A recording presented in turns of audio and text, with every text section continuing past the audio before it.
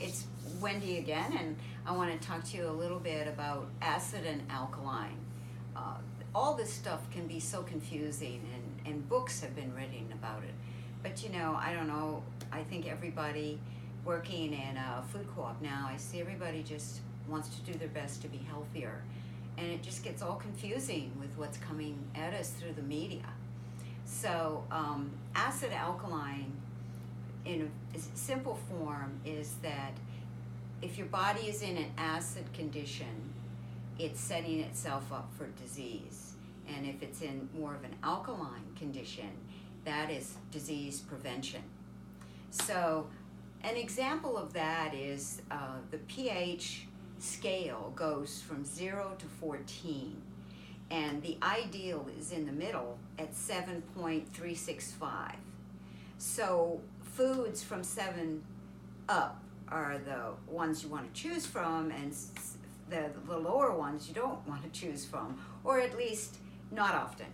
So as an example, if you had 6 would be white rice. So that is 10 times more acid.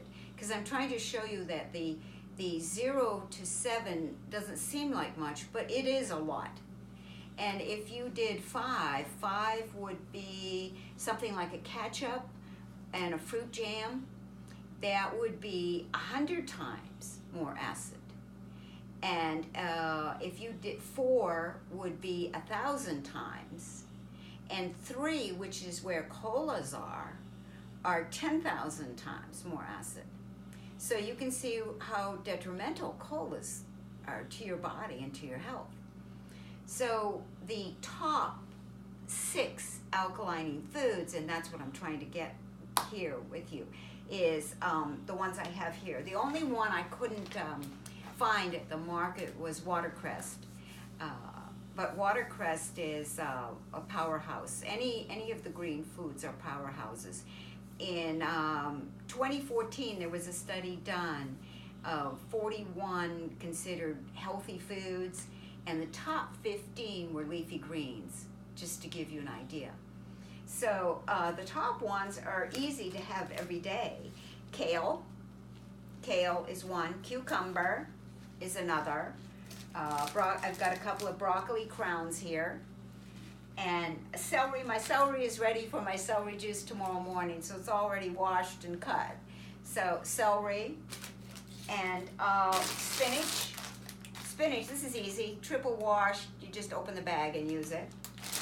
And so that's 1, 2, 3, 4, 5, and the watercress that I didn't have. Now, I do green smoothies, so kale, you just wash it and cut it really, really thin and steam it with a steamer basket for 3 minutes. Good to go.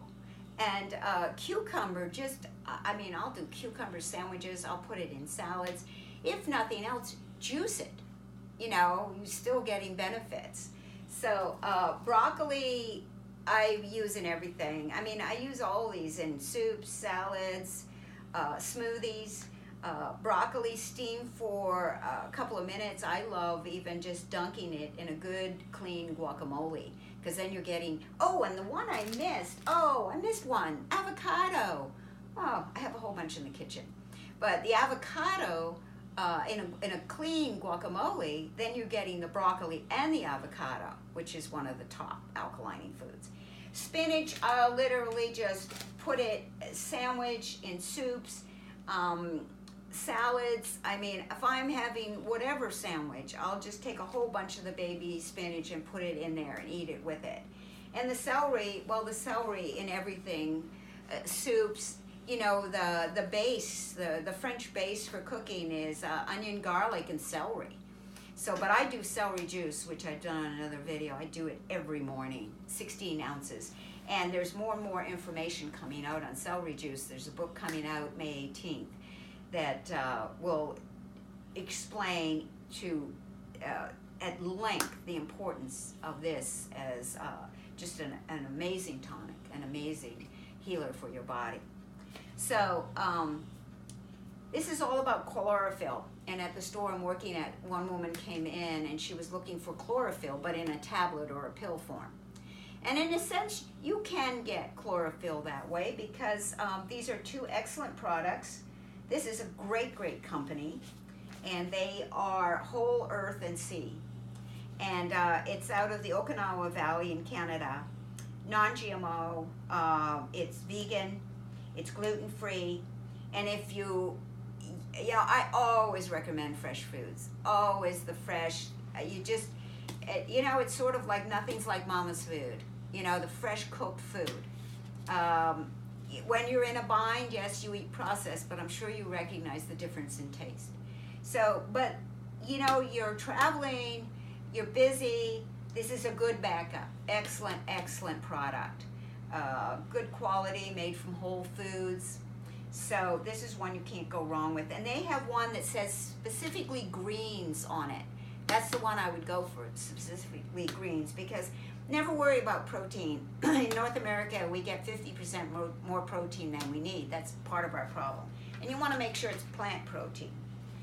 This is another one that's good. This is Amazing Grass. And this contains, and I'll talk to you a bit about wheatgrass, kale, moringa, which is a green, an Indian green, and it's high in iron, very high in iron, and spirulina.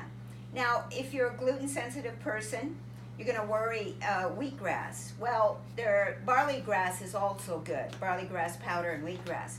And I just want to read you something in a minute.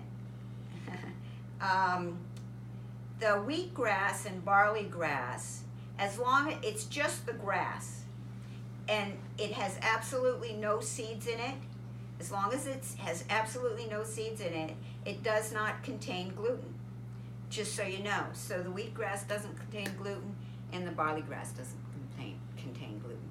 So to finish off, why you need the chlorophyll. And green is alkalining.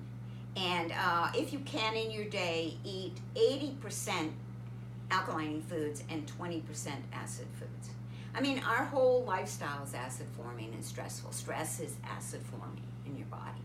So chlorophyll promotes hemoglobin in your blood. And our blood is 75% hemoglobin. So it literally carries the oxygen through the blood to our cells. So I'm thinking that, if you want to promote hemoglobin, which is so important, that builds our blood, our red blood cells, which is so important to our health. This is where you get it. I mean, there's no pill. I mean, there's powders, but really the best source for the hemoglobin is right here. And spinach is a powerhouse. If the top is just a powerhouse for iron, for just get it in everything. Broccoli at least 3 times a week, 4 times a week. So if you're going to the market, you really can't go wrong by putting celery, avocados, cucumbers, kale, spinach, and if you can get watercress, put it in. I mean, these can every one of them can be put in a salad easily. If nothing else, just make a salad out of them with a very clean salad dressing. I think I've gotten everything for you here. And it's just really important to know why the chlorophyll is important, because your hemoglobin is the most essential substance that your body uses, to build in your red blood cells, and that's so important for our health. And I think I've covered the basics. For alkalinity, the thing you want to do is you want to avoid your sugars, avoid your trans fats, avoid your processed food, avoid the fast food, all the white stuff. Eat the gluten-free grains like quinoa and millet and rice. Avoid the grains that are full of gluten. Eat fresh veggies and fruits. Get your exercise. Hydrate. with lots of water. I mean, if you need to drink something, water. Also, coconut water is so hydrating. So I hope that gives you some ideas of, and you can study acid alkaline at a much deeper level. But I just want you to know there are 6 foods you can go to the market, and you're going to be promoting an alkaline body. Thank you so much.